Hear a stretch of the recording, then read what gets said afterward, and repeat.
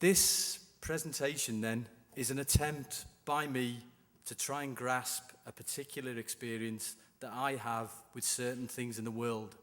Things that appear as images or as pictures, but that somehow impose on me a sense of their actual weight, density, and volume of their physical being in the world. This sensation is then even further enhanced when a picture starts to move, when it comes to life. So I've called this experience Cinema in the Round. It's going to be in 4 chapters, and the first one is called Meat and Potatoes.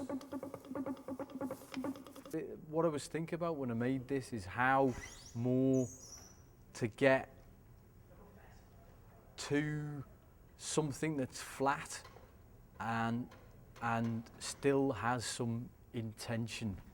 And what I mean by that is, like, objects are gone, they're lost. You know, we're never going to kind of conjure with them again, or they're never going to have the resonance or fetishism they once had, because everything is an image now.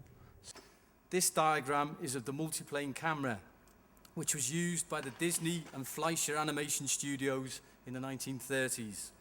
The apparatus was made up of several layers of glass, each with some scenic material painted on it and placed at varying distances from the camera.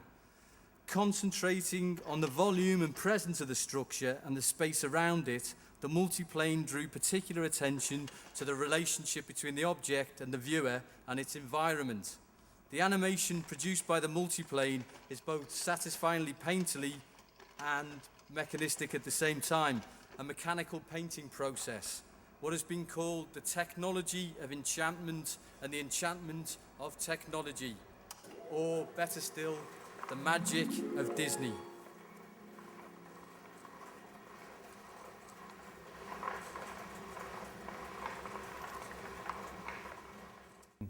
You know, if you're not making painting or you're not drawing, then you're working with technology. I mean, if you're making film, that's what you're working with, and technology.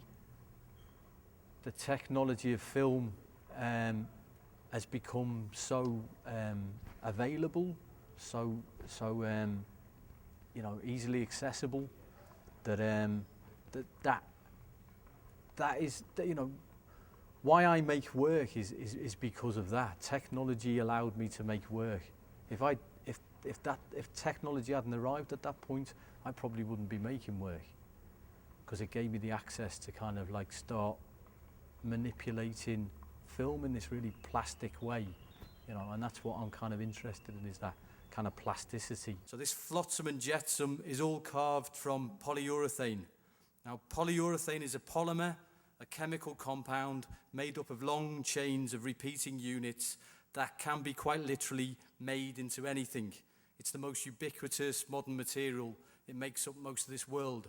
So I feel it's like a kind of cartoon matter, in that it can create a world of innumerable and elastic dimensions and limitless possibilities.